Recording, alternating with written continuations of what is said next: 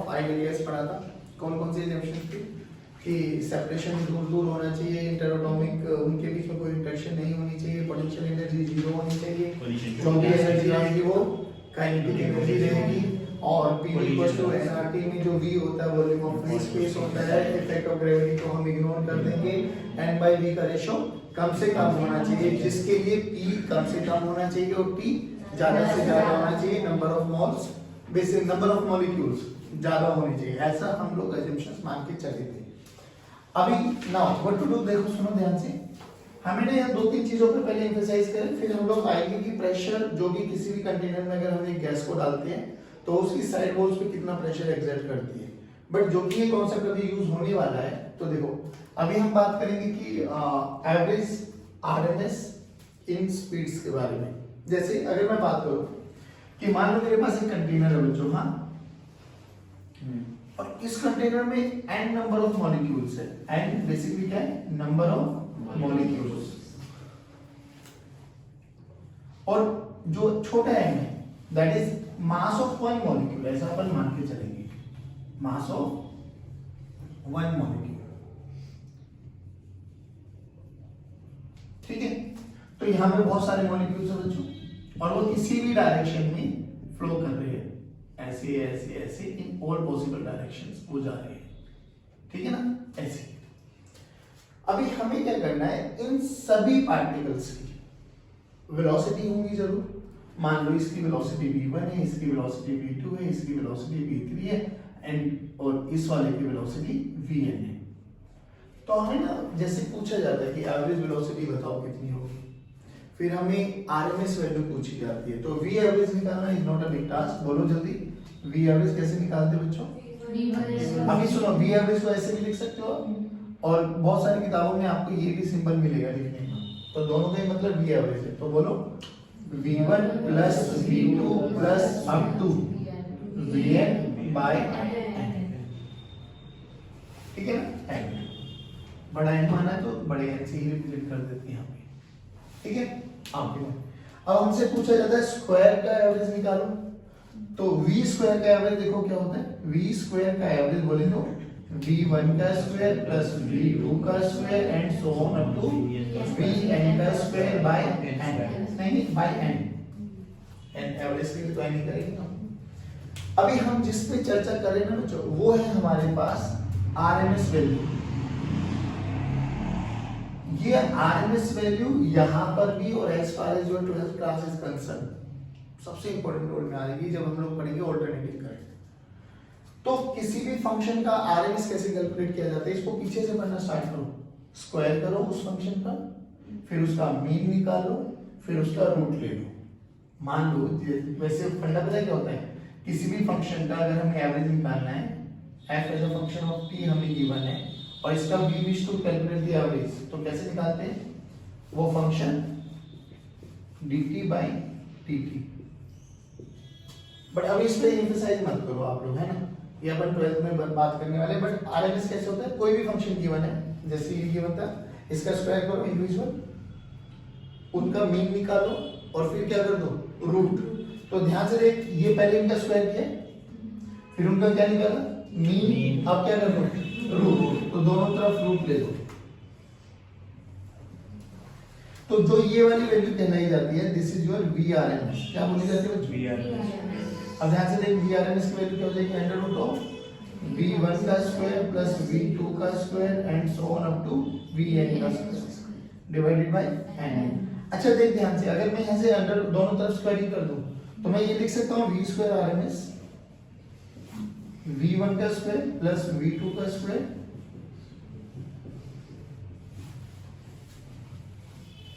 इसका कहाँ यूज करेंगे अभी बताता हूँ।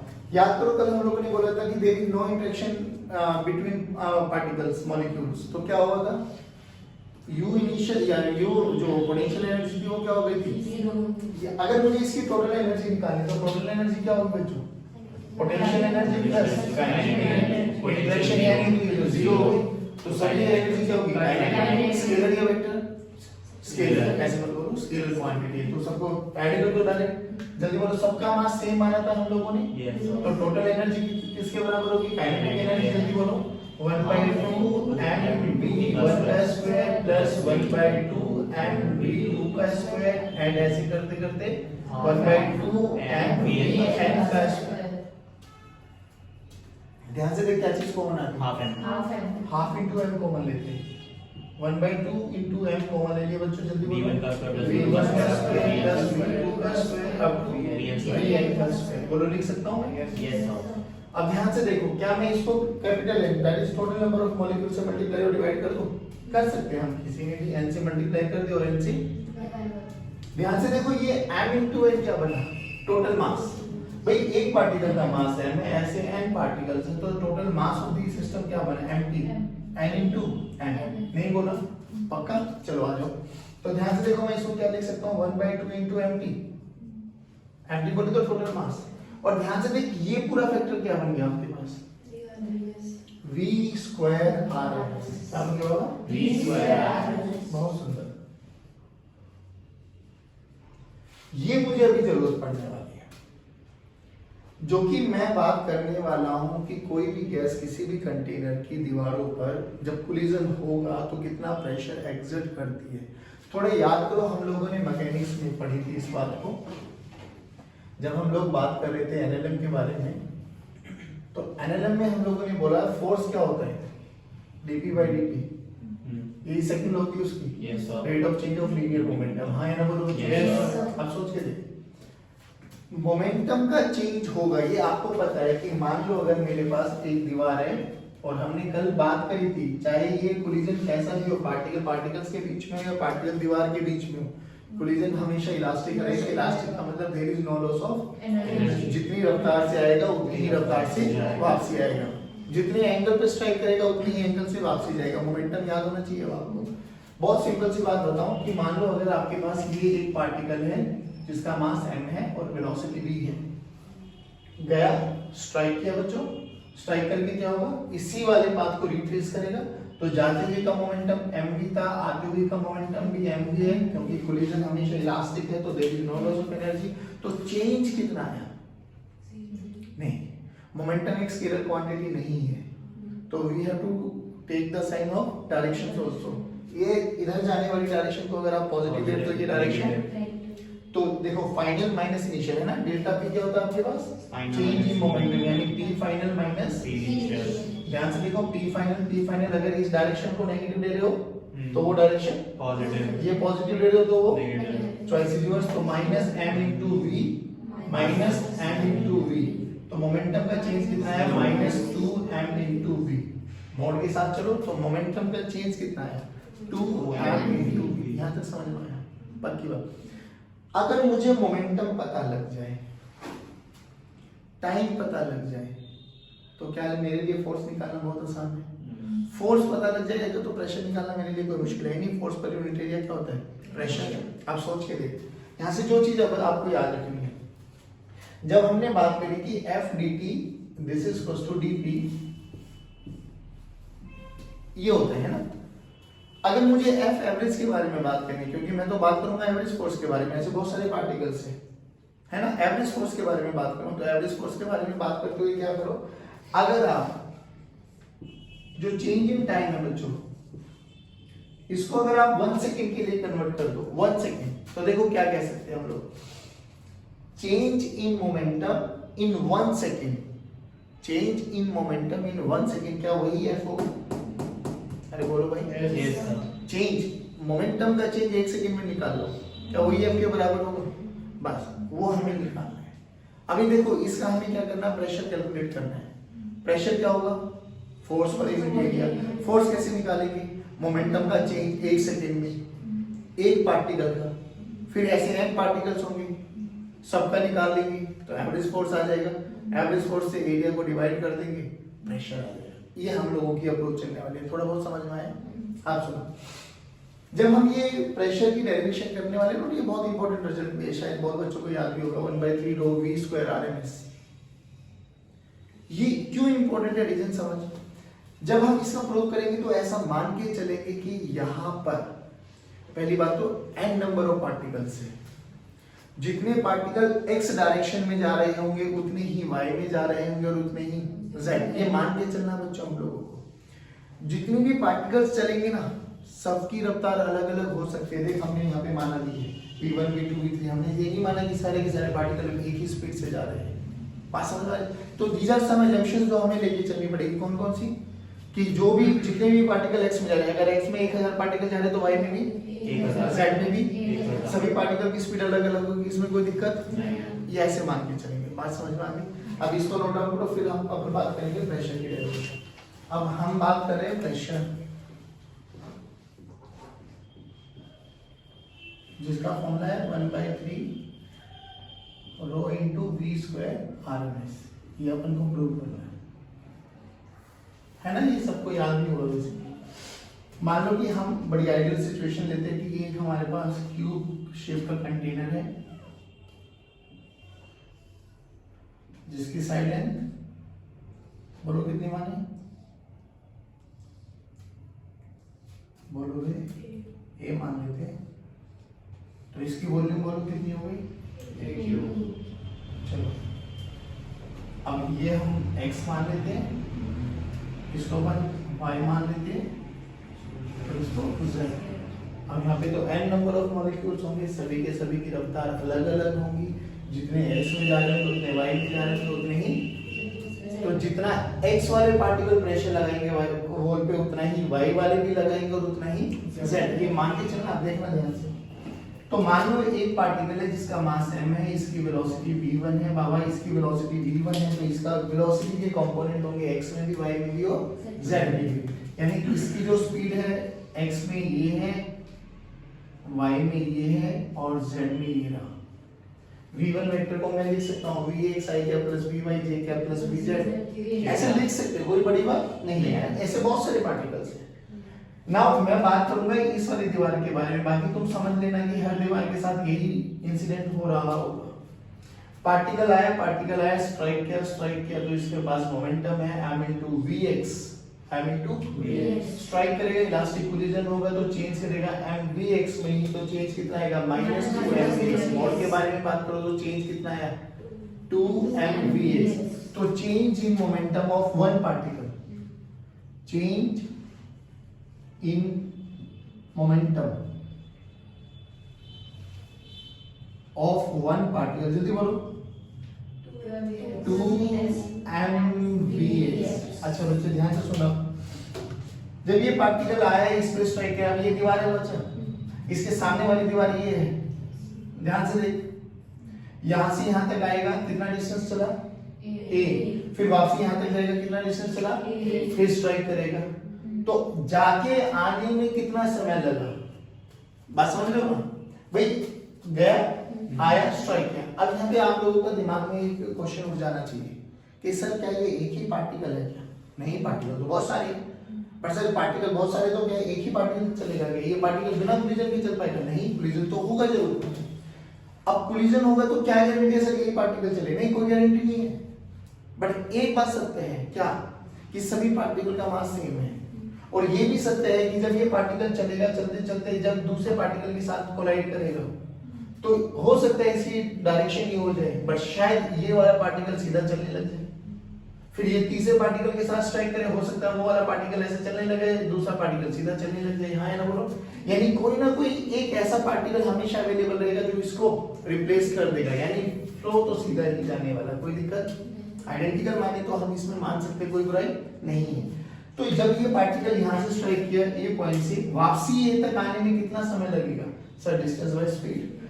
तो यहाँ से गया, वापसी आया, तो टोटल डिस्टेंस बोलो, तो टाइम कितना लेगा? डेल्टा टी कितना लिया बच्चों? 2l divided by vx। इतने टाइम के बाद ये दोबारा कोलाइड करेगा, यानी फिर मोमेंटम चेंज होगा। तो मोमेंटम चेंज 1 सेकंड में कितना होगा? बड़े प्यार से निकाल सकते हैं भाई, ये मोमेंटम था, इतने टाइम के बाद दोबारा मोमेंटम चेंज होगा तो 1 सेकंड में कितना होगा? t टाइम कितना मोमेंटम, तो 1 टाइम में 2mvx बाय डिवाइड कर दो, मोमेंटम चेंज इन 1 सेकंड आ गया। तो यहाँ पे लिख दो क्या कि मोमेंटम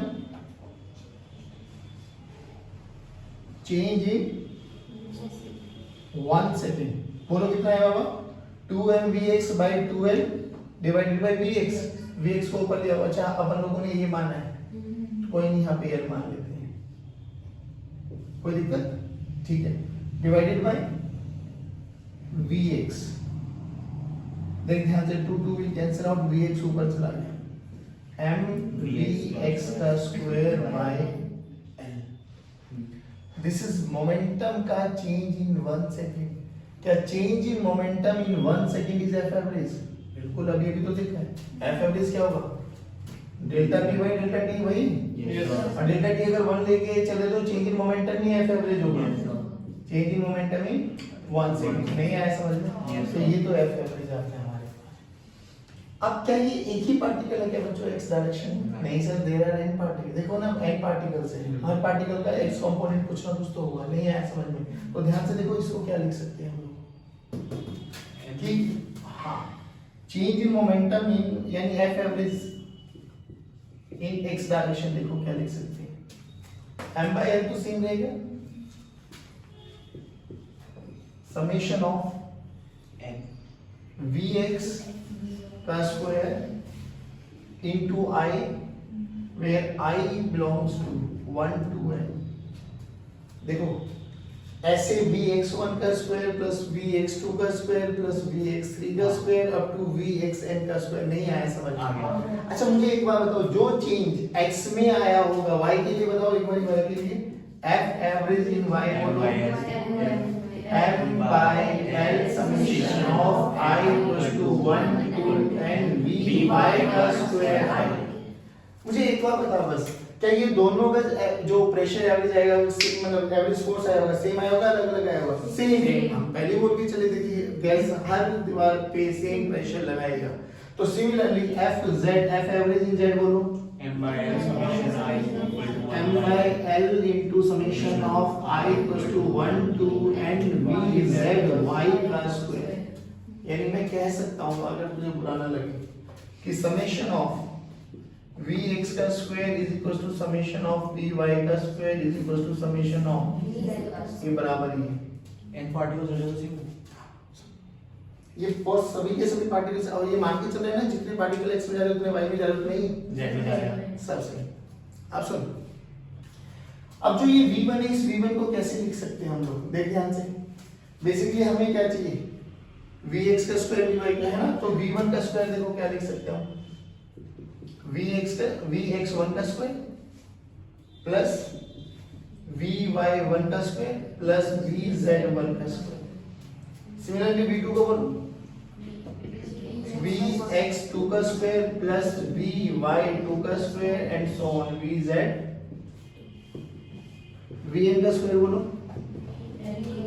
vxn xn का स्क्वायर प्लस कैपिटल एन मानना है ना, प्लस vy n का स्क्वायर प्लस vzn का स्क्वायर।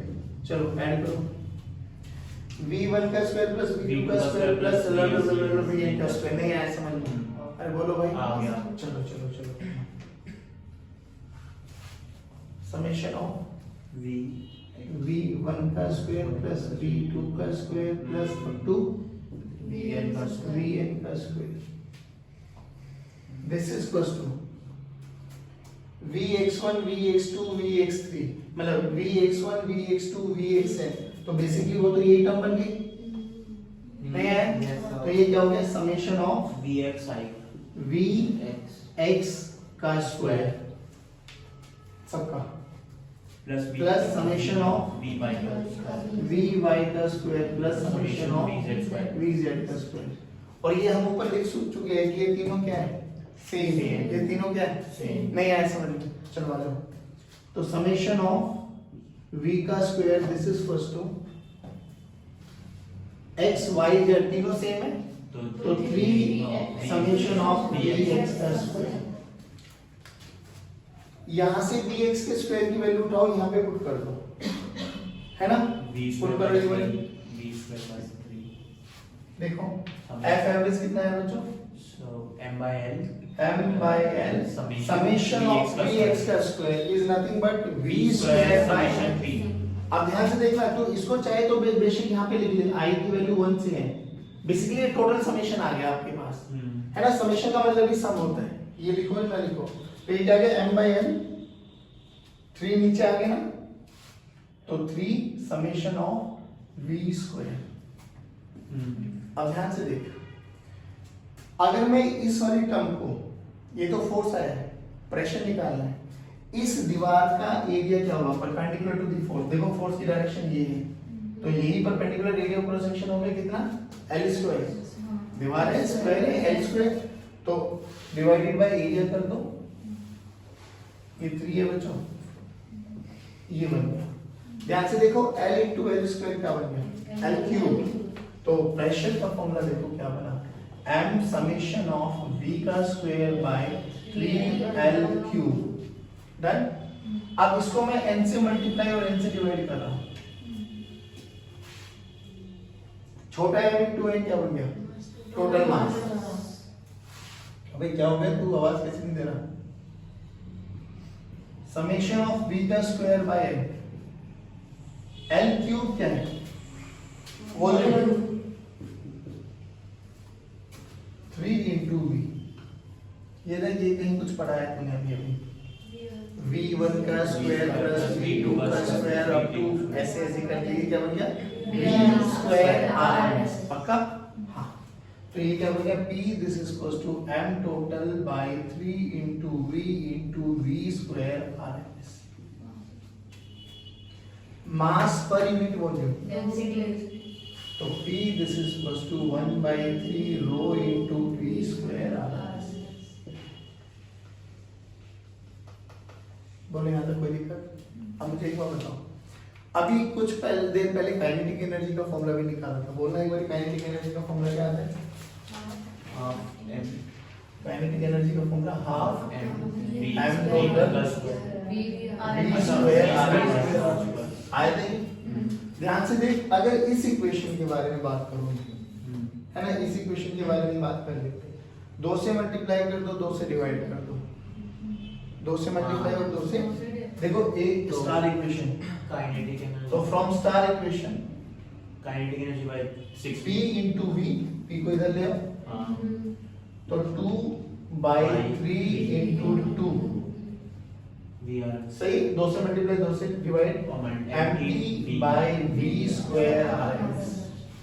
तो ये तो ध्यान से देखो, ये वाला पूरा का पूरा फैक्टर बना काइनेटिक एनर्जी, हाँ 2/3 ऑफ काइनेटिक नहीं आया, तो pv this is equals to 2/3 of kinetic, and pv की वैल्यू होती है nRT।